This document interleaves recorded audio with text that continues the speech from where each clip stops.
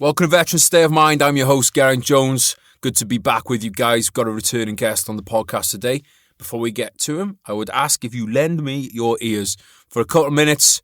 Podcasts don't cost nothing to listen to, so please just give me a few minutes while I give you a bit of capitalism straight down in your ears.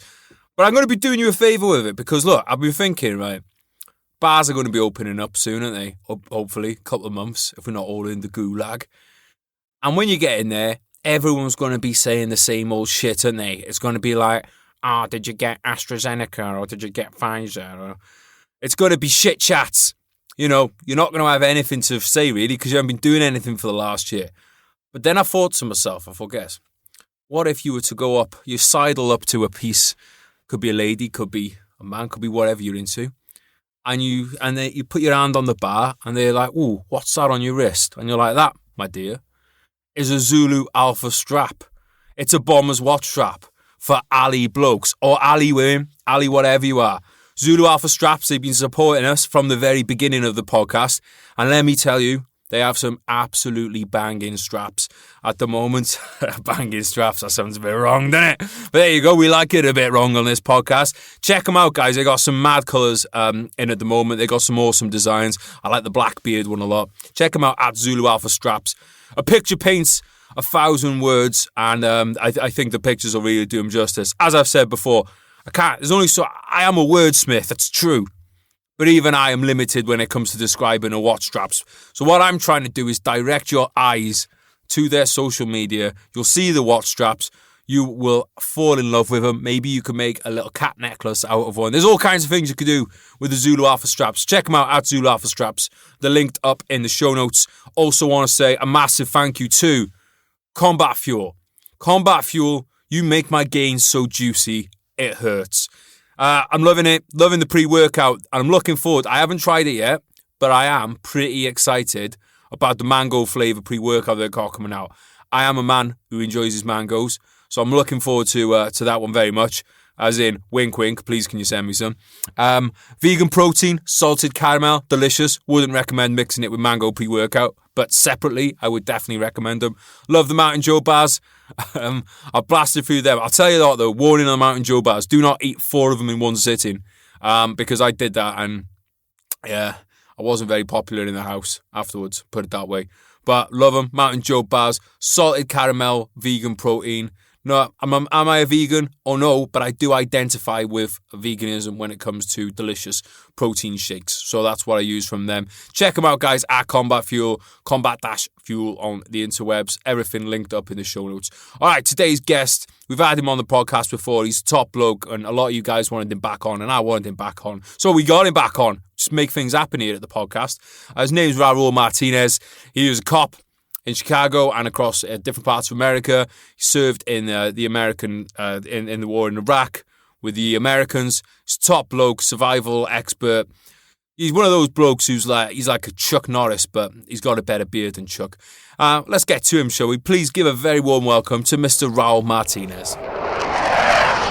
Raul, welcome back to the podcast, mate. How are you doing? Doing very well, man. Glad to be here again. I just, for people who can't see the video, you have a magazine in front of you, which as a British person, I'm very jealous of. It's a long time since I pushed some rounds into a magazine. Yeah, look at, and they come out. Into bad guys. Come on, man. You guys need to have more of this where you're living. Are they hollow points, are they? These are definitely all-American hollow points, bonded copper. So it sticks and it expands as needed, man. Yeah. That is going to mess someone's day up. Right. I actually want to kick it off today talking about some shootings because obviously it's been, well, just in the last week or two, there seems to have been a lot of mass shootings going on in America. You are a security expert. So one of the things I'd like to do first is to get when I see these videos, it's just so obvious a lot of people involved in them have never spent even 5 minutes of their life thinking, okay, if this happens, what am I going to do in this situation? You see the full-on deer in the headlights panic mode.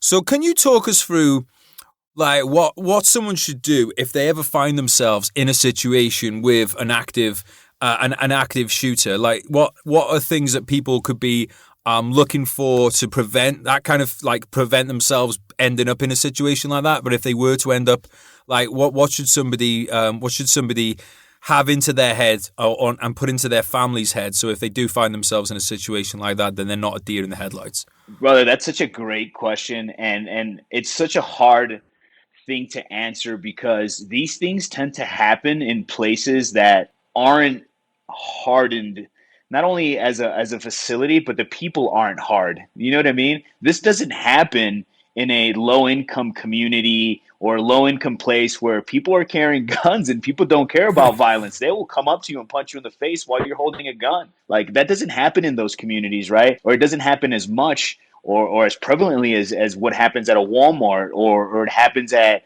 a Colorado school or high school or something like that. So first and foremost is people need to be harder. And I say that not in a negative way or in a something's lacking way, but here's the reality. Things are going to happen in the most comfortable of places. This stuff doesn't happen, even bombings overseas, right, in the Middle East. They happen at marketplaces. They happen at checkpoints where people are kind of on guard, kind of not. And that's the idea. You want to hit a soft target, and that's what these fucking people are doing. They're hitting soft targets because they know they're hanging out with their family. They're chasing their kids down an aisle. The guy's checking out the chick over there while his wife's picking up fucking diapers over there. You know what I'm saying? So everybody's super low as far as analyzing and risk management. They're not really there. And it's important twofold. One, you want to live like that because the world shouldn't technically be a scary place where you need to be on high alert all the time and everybody's a threat and a danger, right? We should live in a society where we've understood that those things are bad. We shouldn't do them. And for the most part, they don't happen. We just happen to highlight them when they do happen, right? And it becomes a sensationalized thing. So all that said, what we can do is be aware of what's going on, right? Around you initially, which is like, man, that dude really looks out of place. Why is he wearing a jacket and there's something weird underneath? It's not really that cold in a warm environment. Now with masks, fuck, dude. It used to be weird to walk into gas stations with masks on or banks, and now it's normal, right? Or it's becoming normal. So that's an issue too. So now we're looking at guys with masks, and we can't even ID the fact that they're trying to hide their face or not. So we're creating a little subculture there with masks. Again, it's one of those things where it starts at home, right? So if we want to be better in society, it starts at home. So what can we do at home? How can we prepare our family? So you create a plan. And we might have talked about this. I've talked about it before, but we have a plan with my family. If I get out of the car and it's for an extended period of time, my girl will jump into the driver's seat. So now she's in command and control of the vehicle. The vehicle is not left in isolation without control. So little things like that, little plans like that, like, hey, if the noise is coming from there, let's work together to get to the door, get you out. And if you're going to stay and fight, you stay and fight. If not, your priority should be your family initially. So you get your family and you move them out of a location. So understanding where you are in the aisles, understanding how far you are in a store. So let's use a mega store as an example. If we're in a Walmart, and you know that the exits are at the other end of the store, well, usually at the other ends of Walmarts where it's not exits, there's like employee entrances, there's docking entrances, there's the back rooms for the employees, the stocking warehouse. Hey, accidentally, and I've done this, it's actually pretty funny. I've accidentally went back there just to see what was back there. Right. And then now you see a massive warehouse with inventory and, oh, well, there's a giant exit because that's where the trucks park. So there's other ways around, but a lot of people, again, they don't like to do things like that. It's not technically trespassing. It's getting lost and finding new stuff, right? You can be young or old and get away with that one. Not so much if you got brown skin and a beard. Not so much that you're getting away with it. Well, yeah, like it's tough for me, but I have a really good way of communicating with people. I talk to them clearly, and I make them feel less threatened because I have that look apparently, and so it really helps when you get lost in places. Yeah. But having your family plan is number one. Knowing what you and your people can do to either get away or if you decide to stay and fight. Those are two big things, right? Those are the two decisions: fight or flight. Are you going to stay and do something? Do you have to do something? Chances are you don't. Your priority should be your family, moving them to a safe location. And doing your part, if you can identify who's doing what, that's going to help police more than it is to try and tackle a guy or pull your gun out on the guy, and now nobody knows who the good guy is and who the bad guy is. It could just be two bad guys, you know? Yeah. So it's really difficult in the sense of helping the community, right? Like, you still want to help the community. If you can get your family moving and you can tell Joe, like, hey, Joe, grab your family, let's go. The sound's coming from over here. I think that's more helpful than trying to be the hero guy that runs up to a dude and then you get shot in the face. You know what I mean? Yeah, because I was thinking about this earlier, mate, because, you know, right now you're wearing a ball cap and a hoodie. You know, so we've had people know about Christian Craighead, the SAS guy who went into Nairobi. Very clearly, body armor, DPM body armor, a military rifle, very clearly a good guy, right? But if you're in a megastore situation and you've got a concealed carry and you draw on the guy who's the active shooter and you put him down, well, all the police know coming in is that there's a shooter in there. So I've always thought you could then be like, yeah, I'm the hero. I put the guy down. Next thing, the police come in, they see you with a weapon. Boom, you're going down. Yeah. And it just seems that there's such a high chance of that being like a quote unquote friendly fire incident that, you know, it just seems like one that's a recipe for disaster. And I think that's tough for especially veterans because, you know, you've been trained to move towards the fight. So I think that's a real hard. Is that something you found with people, that's something that's quite hard to rewire in veterans to get them to move away from it rather than to it? Two good topics there. One is the good guy who pulls the gun out, shoots the bad guy, and he's the hero, and then he gets confused as the bad guy. There are things people can do if they're choosing that route. If you chose the route to be the good guy and you shoot somebody, put your gun away as soon as possible. As soon as it's safe to do so, put your gun away. But if you put your gun away, you don't look like a threat. You communicated, hey, I'm wearing a gray black hoodie. I have a blue ball cap on. I just saw the guy shooting people. I shot him. I'm that guy. I'm not the bad guy kind of deal. That helps alleviate some of the approach that law enforcement will have. Instead of standing there like, yeah, I fucking did it. And then now people are looking at you like you're the asshole. You know what I mean? Cutting his ears off. Yeah, you know what I mean? He's like taking a molar. Fuck, dude. So there's better ways. There's better ways to do things. And then on the second one with the veterans, look, I get it. We're veterans. I understand that dudes want to still be heroes and do their shit. The analogy I do is this, right? We all carry a shield, and be it our guns, be it whatever that we're using to fight wars when we're in battle, we all carry our shields, and those shields become a wall when we put us together, right? So now we're fucking coming at you with a whole phalanx. But the problem when you're an individual, your shield is only as good as the surroundings of that shield. You don't have other shields to create a wall. So my shield now belongs to my family. So what I'm going to do with my expertise is get my people removed to safety. And then if it's like a thing where just people are collapsing and it's terrible, I'll come in and do something, but at least my family is removed. They understand that I'm going to put myself in harm's way, and they're okay with that. But you have to have these conversations as a veteran with people. Like, if you're going to be a hero, make sure people fucking know that, so that nobody's grabbing you, and now you're conflicted, and now you're going into battle, and then you half-ass something, or you have a clear decision as to what the fuck you're going to do. And that's the problem with a lot of veterans. They're in this middle point. They feel bad for themselves. Either man the fuck up and be the hero, or don't be and be okay being your family's hero. But you can't do both and teeter on the edge if you're going to create a good execution and fucking solve a problem. You know what I'm saying? Yeah, telling the kids to fix bayonets and get after it. So, like, is this something you have, like, it sounds like, you know, you've had these conversations with your wife. How do you handle as a father? Because like you said, one of the reasons, you know, you serve in the military is because you want your kids to be able to grow up in peace. And that's kind of like, you know, you don't want to be waking your kid up at 3 a.m. screaming like, you know, putting them through like fucking immediate action drills and stuff.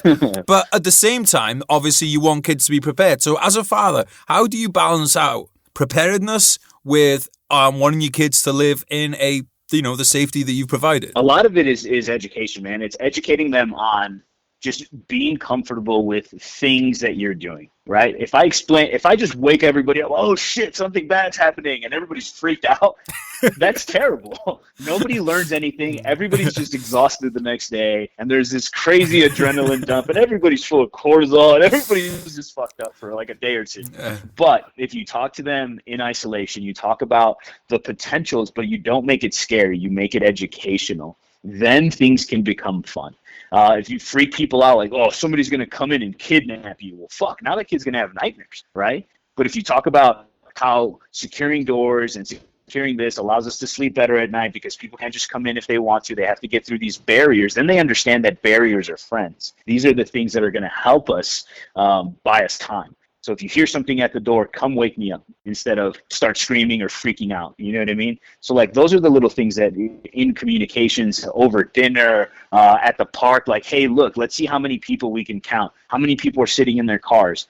And now they're becoming aware. When a big one that I do with my kids, when you get to the street and you're going to cross the street, if there's a stop sign, look at the drivers in the eye as they stop. So they see you, you know they see you, you see them, and then cross. Don't just assume they're going to fucking stop at a stop sign and then get fucking run over, right? So these little things where you can teach them to be aware, teach them to understand the environment, and then run them through drills like, all right, today we're going to play somebody broke the window, but not a bad guy, not somebody coming in to kidnap you. Somebody broke a window, what do you do? And then it's that simple thing like, oh shit, a window's broken. We're probably going to have to replace it. And it's not this crazy high alert thing. Then they come, they get you. Cool, let's see what's going on. Did the dog bark? Did the dog not bark? Did your master switch turn all the lights on? Little things like that create a comfort and a game instead of this high risk situation where everybody's freaking out. You know what I mean? Yeah. So what's it like, again, like someone being a cop, knowing what's out there in the world? What, you know, you obviously understand how important it is to not like constantly freak your family out, but what's it like in your head? Like, how do you not freak yourself out? I've just become okay with it, man. Like I've become okay with being violent if I have to. I've become okay with the demise of another person for the security and safety of other people. Like those are just things you have to come to terms with. And a lot of guys don't really think about that until it's either happening or it has happened. And now they're mentally fucking fucked. That's when a lot of dudes start to have like a more aggressive PTSD. Like we have PTSD and I have it and I talk to guys that have it. And I'm just like, dude, if you just come to terms with shit, you'll be fine. And I really try to push that. Like, just get into your fucking feelings. Feel the shit out. Understand what happened. And understand that it may have to happen again. And process those damn emotions. Learn to process emotions. And that's a big one that I teach. I'm an advocate for understanding yourself, your feelings, your emotions. As corny and cheesy and less manly as that sounds, you're actually a better man in society when you understand your emotions and you don't become compromised by them. I think it's a more educated way of being. And that's what I've done to myself. I've internalized many a nights, fucking crying about the old days and then being like, cool, that shit's done. What did I fucking learn? Awesome. I learned that I can fucking survive shit. Well, now in America, no motherfucking dudes with AKs and fucking hand grenades are going to pop out. So now life is easy. I'll deal with that dude with a fucking knife. I'll deal with that dude with a handgun. That ain't shit. I've been through worse. So now everything becomes this game. Again, everything's about making it a game and playing the game in your head before the match even starts. It's very Bruce Lee, right? So I'm walking down the street, guy's got a dog. And I'm like, and this is just strange shit that I do. I'm walking with my kid. The dog charges at my kid. What am I going to do? So I'm playing these scenarios, right? Like I know that if I start beating the shit out of that dog, the owner's going to want to fight me. So now I got to fight the owner and a fucking dog while protecting a child. Like, how do I play this scenario out, right? So a lot of those things we should be playing out in our minds. And I play this out in my mind while I'm smiling at the family. In my head, I'm beating the shit out of a dog and a dude. And my family's over here looking at me and I'm smiling at them. So it's things that we just have to do to be prepared. It doesn't mess with me mentally. It doesn't affect any way of my life. I don't live extra prepared. I'm just always processing information. Dude, you do this thing, like when I go for a walk, like if I see other people in the countryside, I'm kind of like thinking like, God, I look like, I'm not saying I want to shoot them, but you see two figures and in my mind, I'm kind of like, you're thinking, well, yeah, I could get them from here. And I always wondered, is that something that everybody thinks? And I think it's because, you know, with ranges and targets and stuff, you know, there's a reason that they made targets for when hit. so that you get that dopamine when you see them. If I'm going for a walk and I see a silhouette of somebody appear in a wood line going along, I'm like, there's a little part of me, it's like, oh, give me the dopamine. Yeah. Give me the dopamine. And I kind of want to, do you get that? Yeah. It's not just me, right? It's not just you. No, dude, it's hilarious you say that, because even if I'm standing at like higher points, so we're at a bar, right, and it's got a rooftop, and I'm at the rooftop hanging off the edge looking down, I'm like, easy. But it is that, man. It's those silhouettes at fucking 25, 50, 75, 100, 150, 300, and they drop, and you're like, oh, I could do that. I've been doing that my whole fucking young life. Yeah, I'm glad it's, I mean, because I understand the relationship with it now. It's like you've trained yourself to get some dopamine for something, so your mind's just like, you associate silhouettes with like your training. I'm sure a lot of people listening right now are going, oh, thank God, I thought it was just me. Something you were saying before, dude, I think is so interesting, and it is this.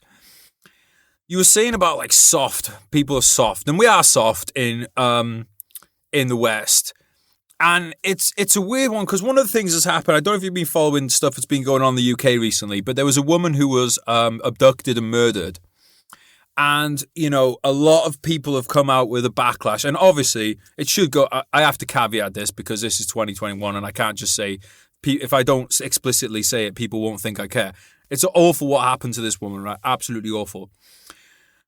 But I was thinking, the fact that this is thousands of people came out to mourn her, it was national headlines. The fact that it was all those stuff goes to show how unoften it actually happens. And we had all these people coming out saying, you know, it's not safe to be a woman in the UK. It's all this terrible stuff about men in the UK. And I'm thinking, like, we have really lost our grip on reality in the West as to what violence is. Because even in the UK, it wasn't that long ago, a few centuries ago, you weren't safe to go from one end of the town to another. You know, you definitely weren't safe to go from one end of the country to another. And I think in the West, mate, we've lost grasp. And I was thinking the other day, and I'd love to get your opinion on this. I was saying, if only there was some way to make everybody spend a month in a war zone.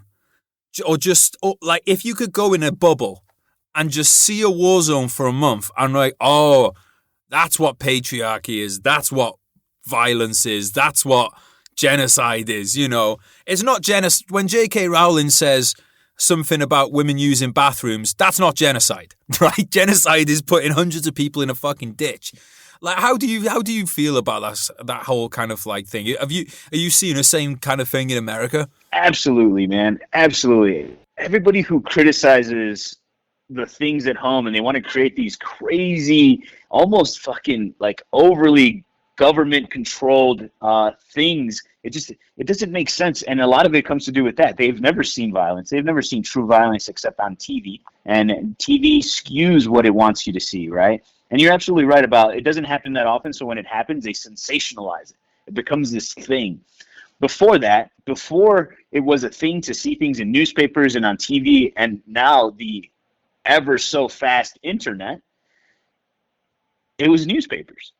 Before that, it was word of mouth. And by the time it got to your town that somebody was murdered in that town over there, it was weeks, right? So the information age has created this sense of impending doom all the time, which it isn't the case, right? Like there's been violence, similar violence, the whole time man has existed, because mankind is a fucking violent creature. It's just how we are. So it's how the information is processed that it's received faster now. So everybody thinks it's happening more, which it really isn't. And so that's one. The other one, so, man, I struggle with the youth and not being educated and seeing the world because there's so much value in third world countries as education goes. Even if you're not even going to the war zone parts of these countries, seeing a third world, seeing how they manage their water situation, their food situation, how they really value the things we take for granted will help, I think, with how we see all problems, right? And Israel is one of those countries, and I know there's fans of Israel and then there's not fans of it. I get it. Israel doesn't have a lot of the problems that we have, right? There's not a lot of Israelis fucking Israelis up and mass shootings and shit like that. And they are dealing with their neighbor. That's a completely separate topic. So there is violence involved, but their take on making people serve for a year, one, builds a shit ton of patriotism for the country. Two, it educates and trains them on firearms use, self-defense, building a plan, and now you have a whole society that at one point was trained to some sort of standard that you can utilize to help in case something happens, right?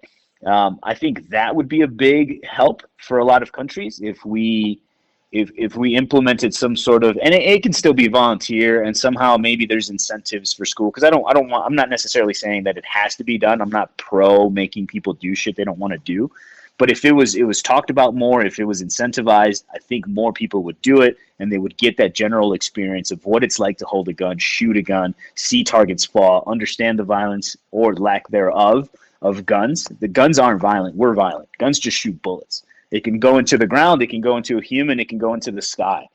All those decisions are made by the person carrying it. So the violence comes from humans, it doesn't come from equipment. So I think if we just gave the people that education, get them into some sort of programming, or what you said, send them to see these third world countries that are violent as fuck, that they would change their opinion on a lot of things. What really blows my mind is in America, you get a lot of people coming out about the genocide of this people, the genocide of that people. You know, like there's one person killed from a certain group, and then all of a sudden it's the genocide of Mexicans against black people, or black people against white people, whatever the identity politics of the week is. Yeah. And I'm thinking, like, next to America, sharing the border with America, you have Mexico, where hundreds of thousands of people have been killed violently in recent years. Rape is through the roof. Murder is through the roof. The most gnarly shit that happens on this planet goes down there. I'm like, imagine living on a street and your next door neighbor is daily chainsawing people's heads off, and then you're looking at your husband and going, I can't believe you said fuck to me. I can't believe you used that violent word. And like next door, there's someone's just chainsawing heads off. Yeah. Like I really struggle to get my head around how people have not got this grasp on, and then when something like one of these mass shootings happens, people are like, oh my God, I can't believe that would happen. Well, why not? Humans do it all over the world. Like you said, humans are violent. You've only got to spend, you know, like sometimes when you go for a walk in the countryside, like Wales is beautiful, dude. You go for a walk and everything looks beautiful. But if you actually spend 5 minutes actually watching what all the animals and insects are doing to each other, murder, murder, murder. It's murder one on top of the other. And it's like one of the miracle of humanity is that we're not constantly murdering each other. Right. But it's a very weird thing in America. And I don't know if it's some kind of like, if it's like an American kind of like this feeling that Americans feel that they are apart from other humans, or what? Like, oh, I can't believe that would happen here. Well, 300,000 people have been murdered in Mexico in the last few years. Why can you not believe that a guy would just go and shoot 8 people at random because he wants to? There's always, oh, well, it must be because of Trump, or it must be because of Biden. No, it could just be because this guy's a fucking whack job and people kill people. The problem with being like, fuck, this dude could just be fucked up is that's very... It can be personalized. Like, shit, could that be me? Could that be me that thinks like that? I don't want to be involved with that. It's somebody else's fault. So America has this terrible sense of let's fix the world, but forget about our own personal fucking problems, right? So you got fat people giving skinny people advice. You got about not being fat. And you got dudes that are out of shape trying to tell you how to get in shape, but I'm in better shape than you are. So why are you giving me fucking advice? So Americans have this thing where we want to save the fucking planet and forget about fixing our problems at home. And that's what's going on with the whole Mexico concept is they see the violence, but they're like, well, it's not in my house, so fuck that. But it's terrible when it happens here, though I absolutely know that it's happening constantly over there, but they're not my people. You know what I mean? It's not in my house. And so when they have the chance to flip it and be like, well, how can we create these things to help other people, and it's not our fault? It absolutely is everybody's fault. It's everybody's fault for not knowing their neighbor when there's something happens in a community. When there's a house, and like you're saying, your neighbors chainsawing people's heads. That's a great one, by the way. And you're over here mad at your wife. Why didn't you talk about the neighbor? Why didn't you go and address the problem there with a third party like law enforcement or something like that, right? It becomes this thing where people stop caring. And once we stop caring, violence is going to go crazy. Everything's going to go crazy because nobody's looking out for each other anymore. But Americans do absolutely have that problem where they want to save the world, but have no time to fix their own shit, like educating their children to be better kids, or better people, or understand that violence will happen. This is what you need to do, or help people. All the little things that were values are now not values because we're too busy looking at what's wrong with the world and trying to fix shit that we really can't fix instead of taking the time to fix ourselves. And America has a big problem with that. I know this is a real generalization, but I'm just going to be honest with how I feel. When I see these people that carry out these shootings and you hear about them, the word that usually just jumps to mind is loser. Like, they're out of shape. They're never had any friends. They will get bullied. They blame women for never having any sexual attraction towards them. They're never in a good job. Yeah, you've never heard about Division I quarterback, Division I quarterback who had all the pussy from high school goes on a shooting spree around Walmart. Doesn't happen. Right. Where in the chain is things going wrong there that somebody goes from... Because look, dude, I was a fucking loser as a kid. I think I've got things going pretty well now. So I do think there's a point in the chain where things can get fixed. Is it breakdown of family? Is it this? Because I do genuinely believe that one of the things that's messing up Western society is that we've kind of demonized competitiveness, and that we've stopped kids being, I don't know what it's like over there, but over here, contact sports and competitive sports and stuff are not something that people are forced into, which I'm not really massive in forcing people into most stuff, but if I had a choice, I'd like to force people into playing contact sports. Because these people seem to fit a profile a lot of the time, right? They do, man. And a lot of it comes with understanding self-worth and how to value yourself. And that comes from parenting, I think. Though I think, like you, I wasn't a popular kid and I got beat up a lot and I fought a lot and whatever, shit happens. That's just how we were growing up. My parents gave me personal value. So they held me responsible for my actions. If something happened, they taught me a lesson about it. So I was never down on myself. If I got rejected by girls, I'd just try again with a different girl. Like, my parents were like, hey, choices, make choices, keep moving. This is just a lesson for this. And I had examples from my father, examples from my mother, uncles, old school cowboy guys from Mexico. Like, all this shit was a constant education. And because people were invested in me, I always had what I felt was a support structure close to me, and I didn't rely on the world to give me validation. And that's what's happening now. Everybody's seeking validation through some sort of social media platform where they want the world to recognize them, or they're looking for their peers to recognize them, but you haven't fucking done anything. You know what I mean? Like, earn that shit. Be the best fucking football player. Be the best soccer player, or at least be number two, because the people will remember number two before they remember the dude who didn't do shit, right? So people want to be known for things they haven't even done. They want the accolades, but they don't want the fucking work that goes into it. And that, a lot of that comes from the household. Like, if you want something, earn that shit. So I wanted $5. My mom found enough tasks for me to earn $5 in the house. Did I deserve $5? Probably not, but she created tasks and these things for me to do so that I had some sort of self-worth in my work ethic, in my desire to gain things that weren't mine. So I found value in working. I found value in putting in the labor and the hardness to educate myself, to do my homework, let's say on an easy scale, to do my homework to be better in school. Like, that shit's taught at home. And if somebody doesn't show you how to value yourself, it's a learned behavior, man. You learn the things you do from the house. A lot of that comes from homes. So here, I talk about it a lot. If you have kids, be a fucking parent, man. Even if you're not with the mom or the dad, be a fucking parent, drop some advice, be involved somehow, and educate them to be better people, man. That comes from the fucking house.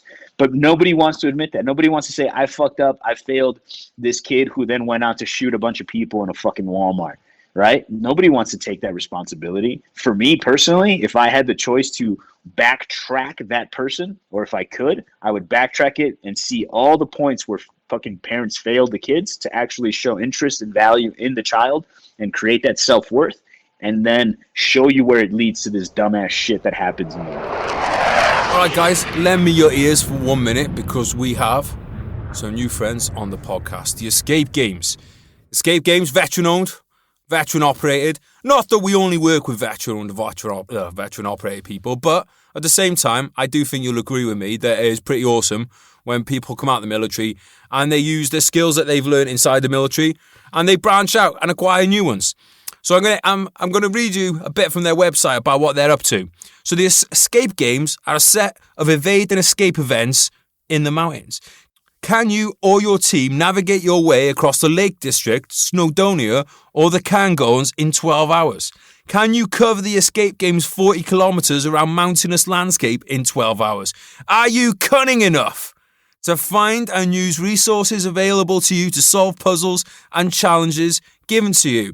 How about all of that and with a hunter force tracking you down?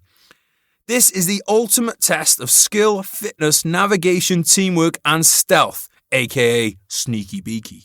You will need to visit iconic national park landmarks and experience their glory. You can work solo or in a team. The aim of the game. Your mission is to escape the Lake District, Snowdonia, or the Cairngorms in 12 hours, following clues, hints, and tips to your next RV point with the Hunter Force hot on your heels. Who are this Hunter Force, you say and guess? Well, the Hunter Force are a group of ex-military personnel, sports champions, and mountaineers who will be hot on your tracks, super motivated to track you down day and night. When you think you are not being watched, you are. That goes for your internet search engines too. Rules of the escape games. Once you start the event, you're against the clock. You must use your skill to get to each checkpoint using clues provided and any resources that are at your disposal. You can walk, you can run, so don't be thinking like just because you're not, I was going to say Lewis Hamilton then, but he's a race car driver. I can't think of any marathon runners off the top of my head, but you don't have to be, you're a racing snake basically. You could be anyone, but you can go at your own pace, but stealth is important. You must record given checkpoints by plotting a route, but either way, you need to get to your extraction point within 12 hours, and you must not get caught by the Hunter Force. So basically, guys, what we're talking about here is an orienteering exercise up in the lakes. There's the first one they got coming up in the lakes, where you've got checkpoints to hit, and you've got a Hunter Force on your back. It's extreme. It's extreme orienteering, and personally, I used to absolutely love orienteering and micronav. Not gonna lie, probably suck at it now because it's been a long time since I did anything like that. But I know we have a lot of listeners out there who are interested in this kind of thing. You're interested in 1, the outdoors, 2, pushing yourself, and 3, bit of competitiveness. So I think this is really up the road for a lot of you guys that might be interested about this. I'll put everything down in the show notes so you can click on it there. But I want to get this in now. Maybe it's they're already filling up on spaces really quick for the first event, but they are going to have multiple of us. They're good guys. They're part of what I like to think of as the Good Guy Network when it comes to the veterans. They support other veteran businesses and projects such as this one because they're sponsoring this podcast. So yeah, guys, check them out. I'll link everything down in the show notes and put them down there. But I think this is something that I'm sure there's going to be a few of you listening who are really interested in this. All right, let's get back to the episode. I would be willing to put money on as well. At a certain point there was a chance for a parent to take an interest in a kid and they put drugs on him instead. Yeah. Nobody's like sober in Mexico when they're using a chainsaw on somebody, right? Like they're all on drugs. Right. I'm not an expert on this whatsoever, but I just can't see that all these drugs that young people are being put on. I mean, I have been what I would call an avid drug user in my life. I tell you what, I would have done stuff on them that I would never have done off them. And I think that there's a chance that these people are not seeing the consequences. It doesn't feel real when you're high. It doesn't feel real when you're off your face. And I just think, God, we're giving kids fucking just legalized speed and all kinds of fucking stuff, and it's gonna fuck them up. Of course it is. And I think that's that's much more of a part of the conversation than 30-round magazines needs to be. You know? Yeah, no shit. That's what I'm saying. But it's hard to admit that, right? It's hard for people to be like, fuck, I messed up as a fucking parent. Because now the limelight's on me. I'm the fuck up that created this, that created that, and it snowballed out. But it's a lot easier to be like, hey, Mr. Magazine, it's your fault. Guess what the magazine does? It doesn't do anything because it doesn't talk.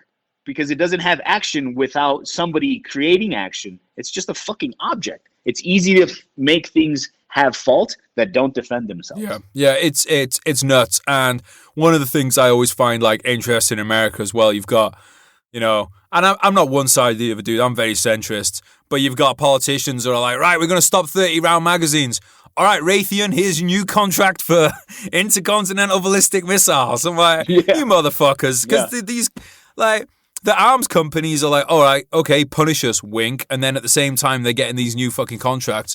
I think that's another thing as well, dude. I think people aren't stupid. So when you're telling people, like, hey, violence is bad, but then you're sanctioning bombing on other countries and invading other countries, nobody ever takes those, you know, those messages seriously.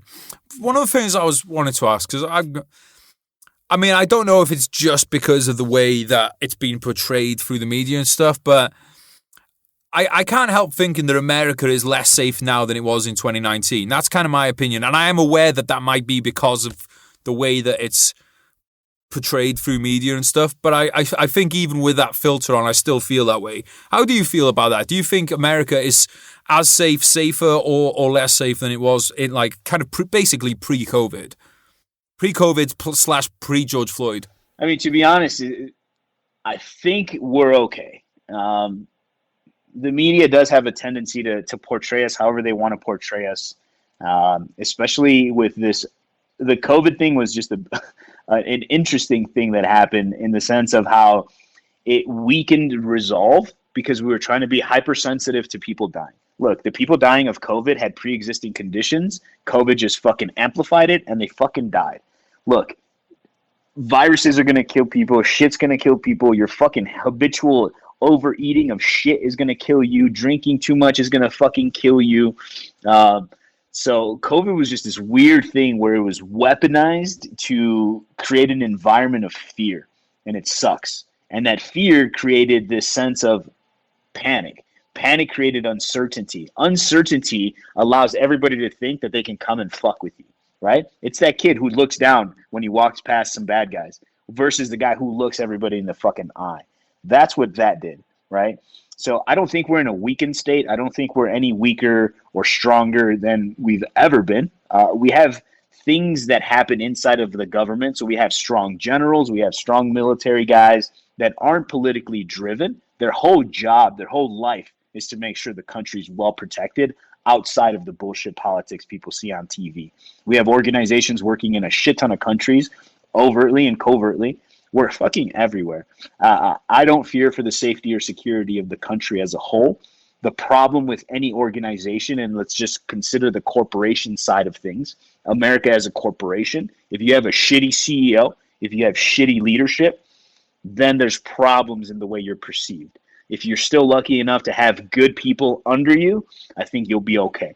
But you definitely can change the culture of a corporation with bad fucking leadership. And bad leadership is what fucks a lot of countries up. Yeah, man, my one with America is weird because it's like, I look at America as like, I fucking love the NFL, so I kind of like consider it like if there's this prospect coming out of college where it's got everything, it's got like all the athletic ability and everything that you could ever ask for, and all this potential. But then it's like America keeps getting caught drinking in the club, and America gets caught with it's got an unregistered firearm in the car, and I just think America has the most potential out of any nation, but there's something about it's one of its strengths is this competitiveness, and it's you can't tell me what to do and fuck you.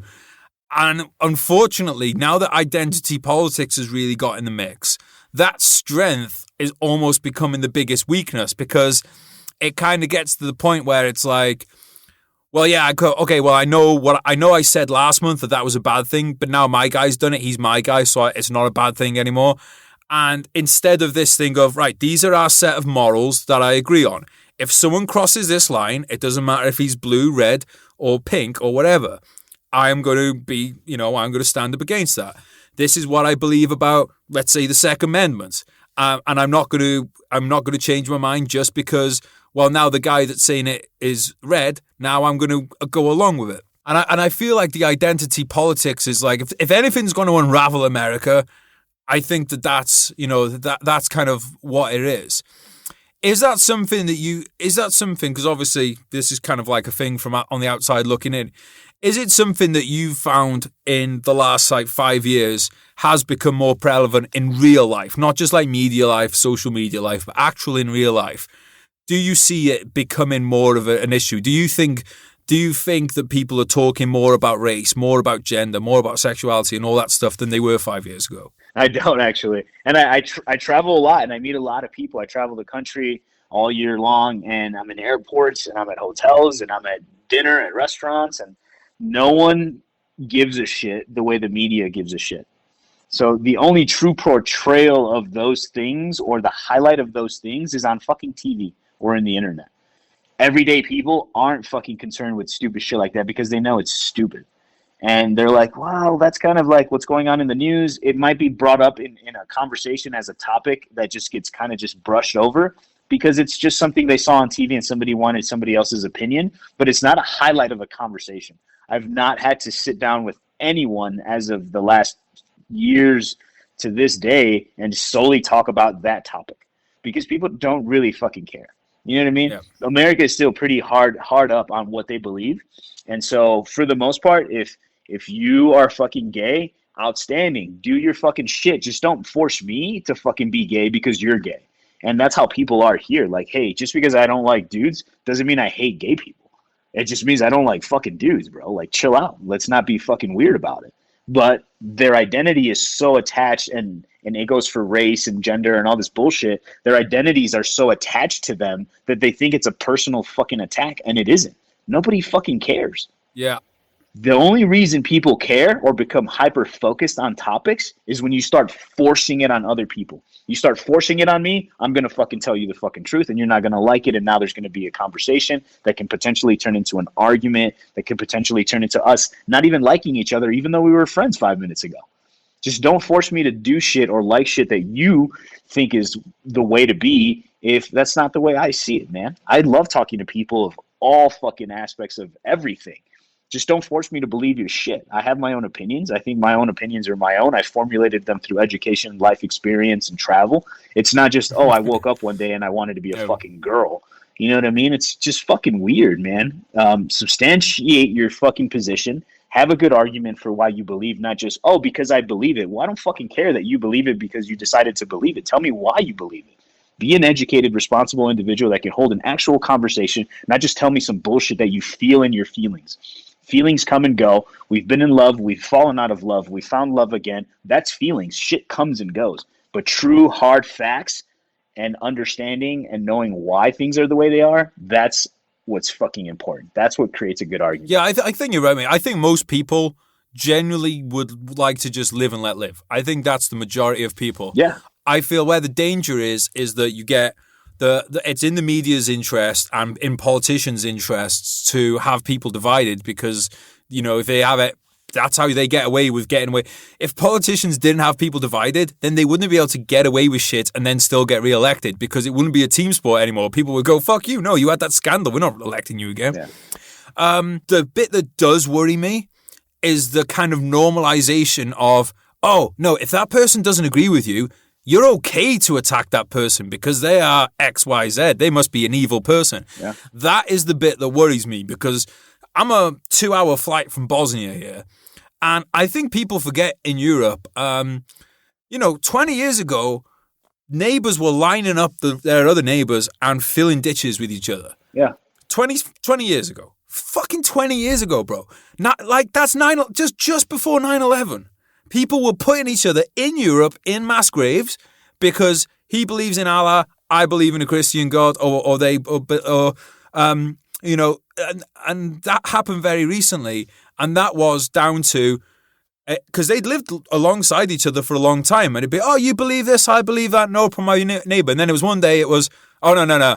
Now I can't let this shit slide anymore. You're going in the ditch. Was there a route to that?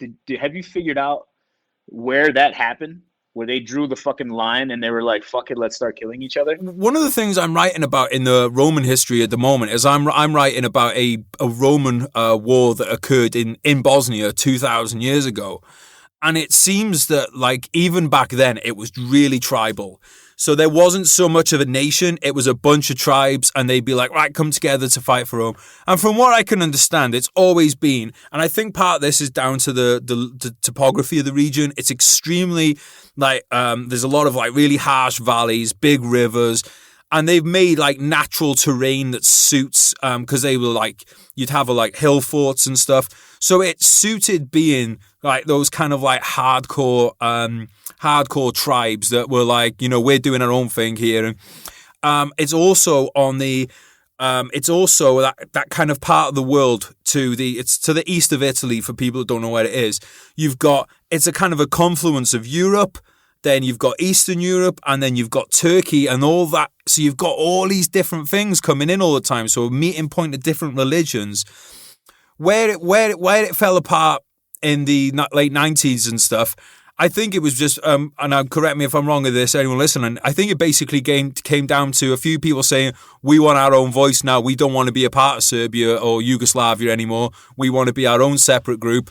And it was people saying, well, no, you're not having that because we want to keep control of you, because we don't want it to disintegrate. A few people start shooting each other, and then before you know it, it all spills over. And I think that part of the world as well, that was one of the parts of the world that really suffered under the Second World War, because you had the Nazis in there, the Soviets in there. Like, there's a lot of parts of Europe that have had a fucking absolutely brutal last 100 years. Really, like, you're like, because you imagine the stories around there. You got you might have someone that's a grandson that went through all the ethnic cleansing in the 90s. Then a granddad that was there under Marshal Tito, I think it was, who was there. He was the kind of like the hardcore Yugoslavia guy. I think it was Marshal Tito. Then you had the the Soviets in there, and the Second World War, and the Germans fighting each other. I mean, it's an absolute, real hardcore part of the world, and just breeds tough people. Yeah. But again, the same with like the kind of Mexico. People from Britain look at it and go, "Oh yeah, well that's Bosnia, isn't it? Can't happen here." Well, yeah, it fucking can happen. It can, and I forget what my point was with that now, mate. I've come on my little history thing, but I think it's something that people need to become aware of when they are fed this information about, and they're giving it through. So recently, I'd tell you the good example would be that guy goes into I can't think what's the word from, a rub and tug place, like basically a brothel. And he goes into him and he shoots people up. And then he gets arrested and he said, I did it because I'm a sex addict and I blame them. Media headlines. White guy shoots Asian people in racial hate crime. Now, maybe that's what it was. But once they've put that headline out there, it's very hard to then ever come back from that. Like, the crime of a human being killing other human beings should be heinous enough to be the headline without needing to put that in there and stuff. Is that when you were on the force, was things looked first and foremost through the prism of race? So if you were called out to something and there's been a black man had shot a Hispanic man, are you at that point looking at that, right, this is a hate crime? Or like, when does that kind of come into things? Fuck no, dude. Hate crime is another one that's just fucking outrageous, and it's outlandish, and it's portrayed by people who aren't even a part of the violence. It's people sitting at their fucking computers typing away, oh, this will sound fucking awesome. Let's create some bullshit. And that's really what that is, man. It's bullshit. Every single call I went to, and it can be portrayed as racist, right? If I was to tell you this, right? There's a shooting on the corner of Cermak and Central. Identified, or not even identified, but description of shooter, male Hispanic, 5'8", wearing a blue fucking hat, right? Victims is 2 victims lying on the ground. So right now they don't even tell you what the victims are. All you know is you're looking for a male Hispanic, but that is so that you can start to find the fucking perpetrator. It's not a race thing, but it's made that way, right? So now you can't even say male Hispanic or female black or male Asian. Like, you can't even fucking say the race that's helping you identify somebody that helps solve a fucking crime, because it's become this hate thing. That's not what it is, man. People are the problem. Doesn't matter what fucking race you are, people are the problem. And like you said, heinous crimes between human to human, it's a fucking shit. It's a shit show. right? So when I would respond to these calls and people either being gunned down by 100 rounds of 7.62 while they're sitting in their car, nobody gave two shits about race. The people that were on scene didn't care. For sure, the fucking dead people didn't care. And then our reports didn't reflect race. No report I've ever written did I write black dude shoots white dude, or white dude fucking hangs black dude, or Hispanic dude fucking rapes Asian girl. Like, it was never written that way. It's this person, and if you've ever already identified them, you can identify them by name, not placing blame, solely being somebody that's going to be charged, right? Because charging and convictions are two different fucking things. People don't even fucking know that. You can be charged with anything. It doesn't mean you're fucking guilty, and people don't know that. And so everybody who's charged with something, automatically they're a fucking bad guy. Again, education, right? So every report I've ever written was written to be informative so that people in the positions to make judgment would be the best informed so that they can make good judgments. But it was never race driven, man. In the streets, it's not race driven. White dudes aren't running around trying to be like, oh, where's the fucking black guy? So I can fucking hurt him. It's never like that, man. I've never, ever debriefed anybody in narcotics. I've never debriefed anybody as a cop that was like, yeah, I totally fucking robbed him because he was white. Or I totally fucked with him because he was fucking black. It's not that, man. The streets aren't that petty. Like, there's a reason for everything. Dude's hungry. You got some money that he saw you buy some shit. Well, he's going to come get it. It's simple as that. It's not race-driven, man. People in positions and in positions of influence have made it race-related because they can move that agenda around. It's sensationalized media that's bullshit that then makes people who are less educated believe that shit. So if you want to be above all this shit, educate yourself, and you won't be a fucking pawn/puppet in the master scheme of fucking media. I think that's a great way of putting it, mate. Like, if people educate themselves about this and then educate the people around them, then that's problem solved. Because whenever anyone's listening to the media about trying to push this stuff, everyone will just be able to say, I see your bullshit, and I'm not buying into it. So it's not something that needs to be solved on a massive scale. It's just encourage other people to do it. Problem solved. Yeah, mate. I want to do a bit more. We've been in some deep stuff here, mate. So I want to get a little bit like that on a few things, right? So I want to know what your favorite cop TV show or movie is. So it's hard because I like those serious movies, right? And so there's a movie called, I'm pretty sure it's called The 7-5, and it was about New York City and some corrupt undercover dudes. And man, that was a good fucking movie. And it's all factual, right? It's all based on actual events. But it's these cops talking about how they would fucking go do dirty shit. And it's just the way it was back then. And a lot of them were indicted. A lot of them went to jail. And then they told their story afterwards, and they created this documentary. But the 7-5 was a precinct, I believe, in New York. And that's a good fucking movie, man. As far as reality-based movies, fun cop movies, I'm not gonna lie, I'm a big fan of fucking Bad Boys because I like the lingo, I like the shit talk, I like the hey, fuck, don't shoot, we're Negroes kind of shit. Like, having that fun fucking conversation in movies where it's okay to be fucking raw, I like shit like that. They got kind of weird later, like 2, 3, 4, 17. I don't know how many movies there are now, but for sure, Bad Boys 1 and 2 are fucking awesome. It didn't make me want to be a cop, but it did help bring some humor to the job. The movies that make me want to be a cop are the ones with dirty cops. Yeah, because like I was saying, that seems so much fun. I'd love to be a 70s dirty cop, just like fucking. You'll love that movie. Oh, bro, I'd just be driving around. I'd have a big 8-ball up, open on my dash, just be beating people with my pistol. Like, I'm dead by 25, but what a life, you know. But like, no, those are the ones that really interest me. Do you ever see The Shield? Some of it, not all. I didn't get into it like a lot of people did. I think I saw 1 or 2 episodes, and then by the time I came back to watch it, it had so many seasons. I was like, oh, I'll never catch up.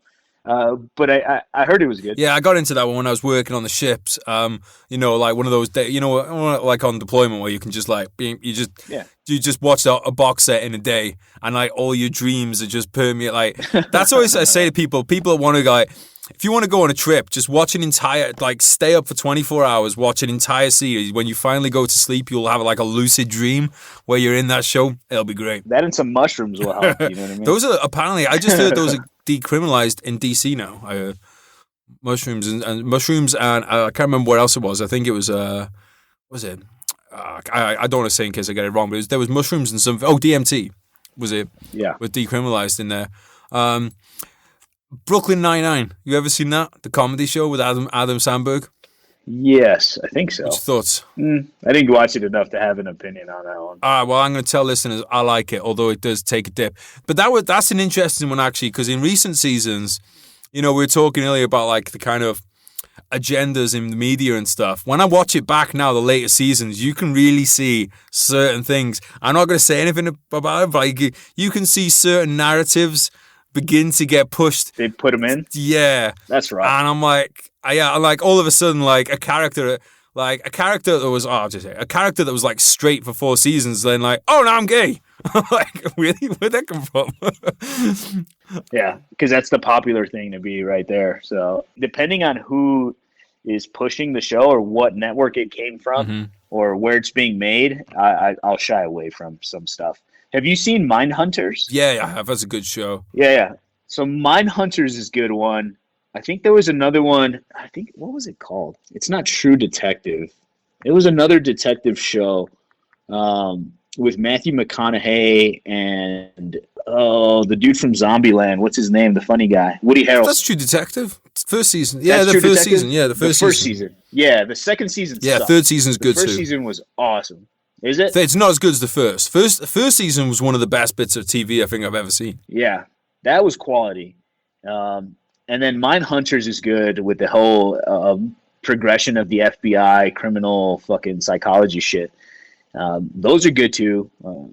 Man, just I don't know. I like more of the realistic shows that are based on some sort of facts. And then I do love the dirty cop ones.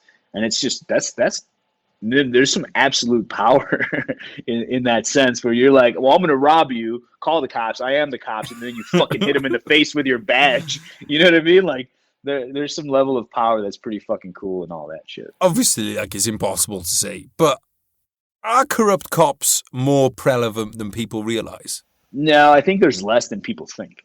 Right. Yeah. Well, now organized crime is it's different. It's hidden. It's put into...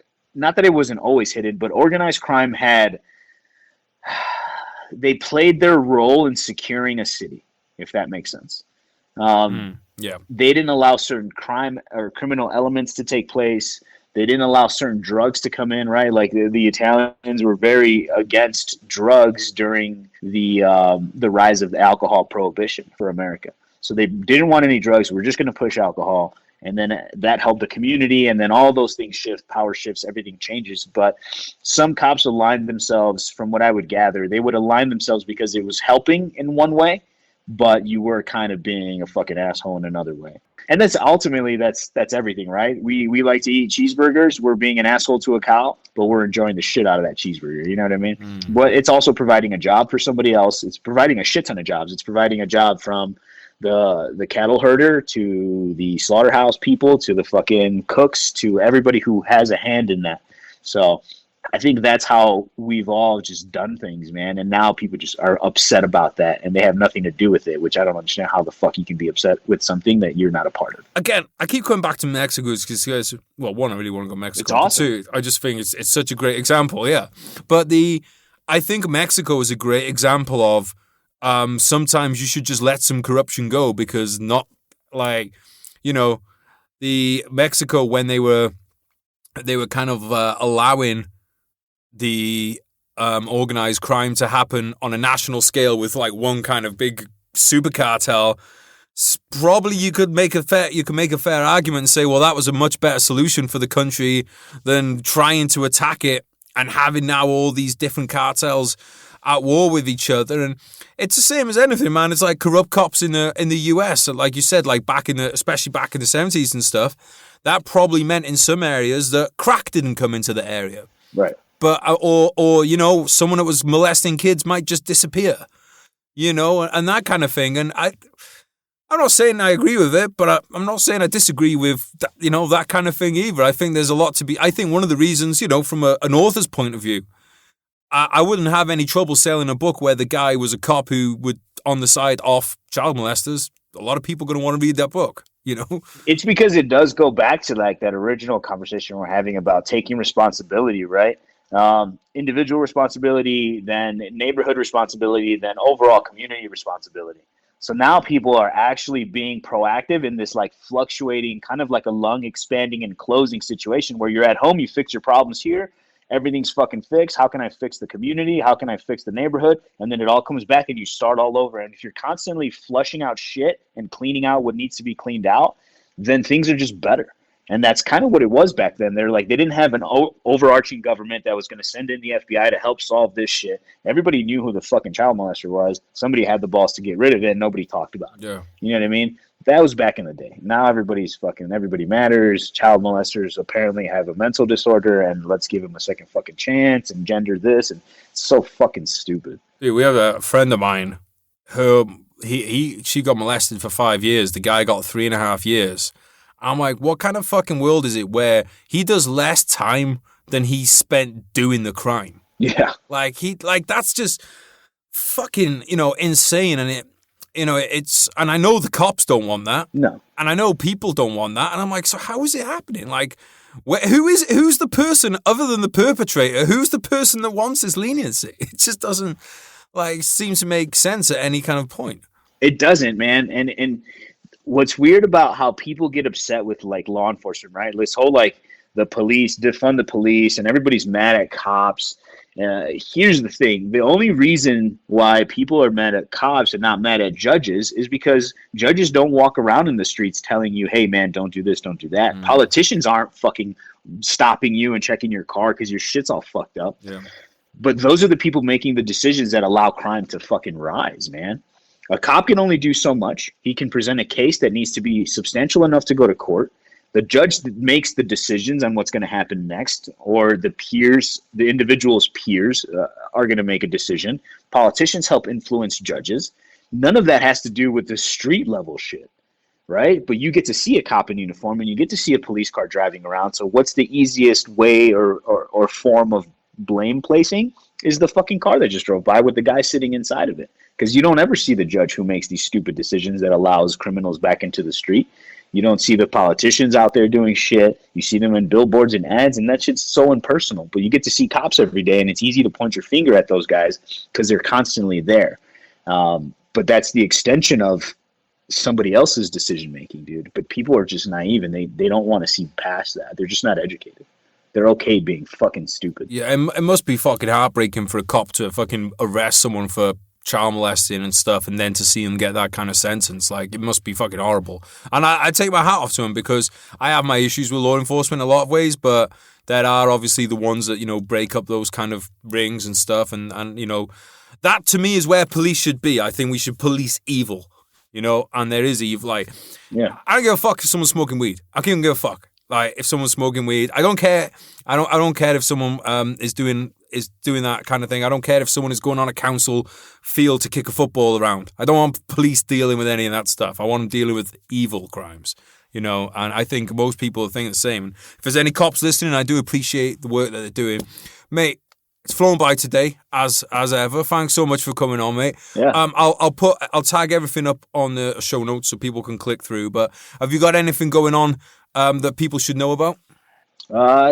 Nothing crazy new. Just grinding away with Fieldcraft, putting on training, helping people get better at what we think is important, right? Self-defense. So what's good about the company and the website is we offer all sorts of training, man. It's digitalized training where we teach you the best that we can over video, and we do a lot of education through that means. We do a lot of education through the classes, the physical activities, which is sometimes better, right? Because we learn faster. So we have a little bit for everybody, man. So if you guys are interested in that, that's available. If you're interested in how I act and the motivation that I portray with shit and a lot of fucks and a lot of man the fuck up kind of thing, you can check me out on Instagram, Raul.Martinez.Jr. And just see what we're doing. And I follow your shit, and it's great, man. Well, appreciate it, mate. Thanks for coming on today, mate, and hopefully catch you again soon. Oh, for sure, man. Guys, thank you for joining us today. Raul, thank you. A pleasure as ever to have you on the podcast, mate. Good to catch up from across the pond. Guys, Raul has given up his time today, so I think it's fair enough to ask that you now go, if you're not doing so already, give Raul a follow on social media. Look into the courses that he's doing with Fieldcraft and Survival. They've got a lot of alley stuff going on there, a lot of cool stuff going on. So please go and check them out, guys. Please support the people that support this podcast. While we're on the subject of that, remember, if you want to look nice and sexy when you go to the bars, when they finally open up, get yourself a nice Zulu Alpha strap. Get yourself some combat fuel. Imagine, just picture the scene. Picture the scene of you walking into the bar with rippling muscles and a Zulu Alpha strap on your wrists, courtesy of Combat Fuel and Zulu Alpha straps. Check them out. I want to say thank you as ever as well to the Royal British Legion. Podcast does not happen with them. I mean that. All they ask, guys, is that you go and check them out at Royal British Legion on social media or rbl.org.uk. Everything linked out in the show notes. And I, Geraint Jones, have one favour to ask of you as well. If you enjoyed today's episode, please tell a mate. Please bling a mate. Please bring a mate. And leave us a review on iTunes, please. It helps the podcast grow. It won't cost you nothing, but it would be very much appreciated. And for you guys that are doing that, I want to say a big thank you, because sometimes I get a message that, we get a nice heartfelt message sometimes that the podcast has helped them maybe through a tough time, or maybe giving them a push in the right direction.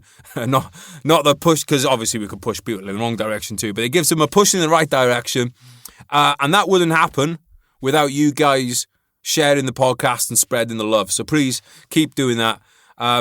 I really appreciate it. All right, guys, I'll catch you next time, and I love you. Bye. You told me not to worry, and you wouldn't break my heart. You told me you were sorry, yeah, my whole world fell apart. You said it's not my fault, and yeah, I've never done you wrong. I'm grinding to a halt, now I can see you're moving on. I promised I'd get better, and I told you things would change. You keep me to the gutter, yeah, I'll never be the same. I've got to let you go, now live your life and spread your wings. And yeah, you put on quite a show, and pulled the puppet strings. And are you sure that you don't want me? Remember all the pain, or maybe you should thank me. It's your loss and my gain. I'm leaving now forever, I won't hang my head in shame. But yeah, you've taken me for granted, and you should feel ashamed. You sold a dream to all of us, a dream that we'd all die for, a reason for us all to live and something we could fight for. I might just help a man up to his feet or hold a newborn, but no matter what I do, my hands remembering my rifle, yeah. Life's hard, I know that, still wouldn't change shit. I wouldn't go back, yeah, I wouldn't go back. Feelings I hold back, memories fade, yeah, they go fast, yeah, they go fast. Good times to come and go, survive the highs and lows, just take it step by step, I guess, yeah, I suppose. Good times to come and go, survive the highs and lows, just take it step by step, I guess, yeah, I suppose.